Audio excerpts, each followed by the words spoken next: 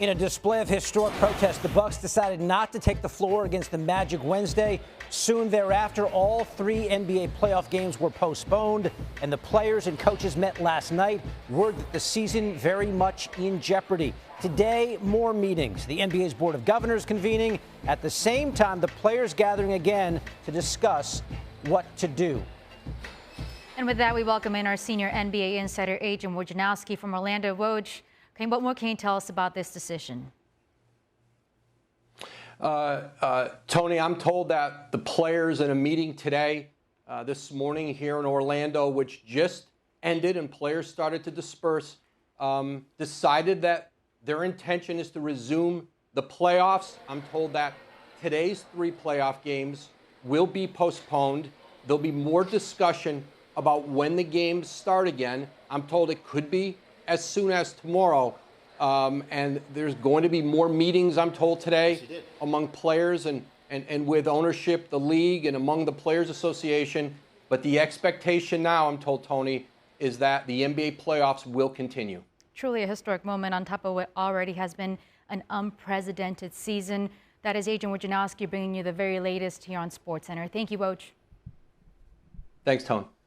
Mic check 1, 2, 3. All right, that's a big turn because last night we were here in the Lakers and Clippers in a sort of a poll of those teams. We're thinking of leaning the other way and not continuing the season. We bring in Mark Spears of the Undefeated from there in Orlando. Mark, first of all, your thoughts, what you hear from Woj that they do plan on continuing this season in this playoffs. Well, I thought it was a good sign, and I'm going to hope my producer Raj here can show you. Right over here is a bridge. And it's a bridge that us media can't go on. And that bridge takes you to this restaurant called Lago. When I saw Doncic, when I saw Giannis, when I saw like all the Raptors walking on that bridge and not walking in a different direction, I think that was a good sign. And then shortly after that, Woj tweeted that big news. So is it back to normal? No, but it looks like it'll be back to normal soon. Yeah, Mark, we're trying to put this together. Obviously, a lot of people don't want this to be back to normal. They're doing this for a reason. They're stepping away for protest. Yeah. So what's the end game here? What is the goal now if they take a few days off and then go right back to basketball? Well, I think they've alerted the NBA and they alerted the owners that they need more. I think Adam Silver needs to take a helicopter and come here and start visiting with these guys. I think the owners, instead of just watching behind a plexiglass on the second level, need to come down here and look at their players face to face and let them know how they could influence their power to help them. I think the players, if they didn't know already, they know now that they do have power to shut down the sports world, and they did it. So where do they go from here? I think today is where they're going to kind of work on those things. They know that as the media, they could use us to help them get their message out too.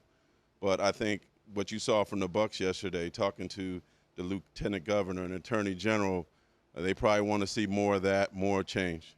Again, we don't know when these playoffs will resume, but again, getting the breaking news from Woj that the players do plan on retaking the court.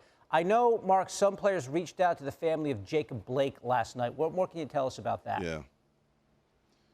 Well, at the beginning of the meeting that the players had yesterday, they actually tried to start a Zoom call with Blake's family. A lot of them got on, but there were some audio issues. So after about trying for a little bit over 10 minutes, they gave up on connecting. Maybe they do that at another time, and Chris Paul started the meeting. So that's certainly a little disappointment there because they really wanted to hear from the family. Mark, all of this is happening while family members and friends of NBA players have been quarantining. Nearby, they hope to enter the bubble on Monday. How does that factor into all this? You know what? I'll give you a peek on what it's going to be like.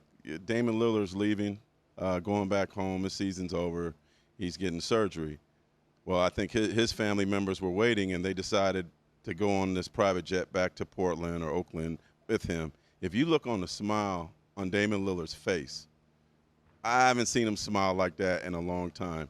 And I think come Monday, when the families come in and they get reunited with their dads, you're going to see a lot more smiles. I think a lot of those guys' stress is going to go down. They'll have somebody that they could talk to. They got a baby that they could hug. I've heard Kyle Korver and George Hill and Fred VanVleet just talk about how excited they are to see their family. I know Michael Porter Jr.'s dad is hoping the Nuggets have a miraculous turnaround because he's in quarantine trying to get here too. So perhaps come Monday, a lot of the stress that these guys are facing from a emotional standpoint will go down. Yeah, Paul George, of course, talked about anxiety and depression there in the bubble. They have been separated from their families for an extensive period of time.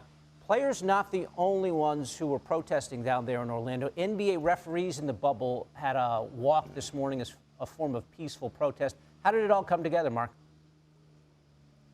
I got a text last night from a source saying that the referees were going to meet by the pool in the Coronado Springs Hotel and walk around the out part of this facility, this hotel facility, and they got up, they did it en masse, they did it together, and maybe that's another story we probably should talk about more is the referees have definitely been standing alongside the players as well.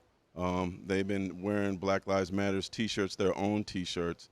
They've been supporting the cause. So, I mean, they might yell and scream with the players during the game, but off the court, there's definitely, and this is a predominantly also black group of referees too. They're definitely alongside the players, which I'm sure the players appreciate.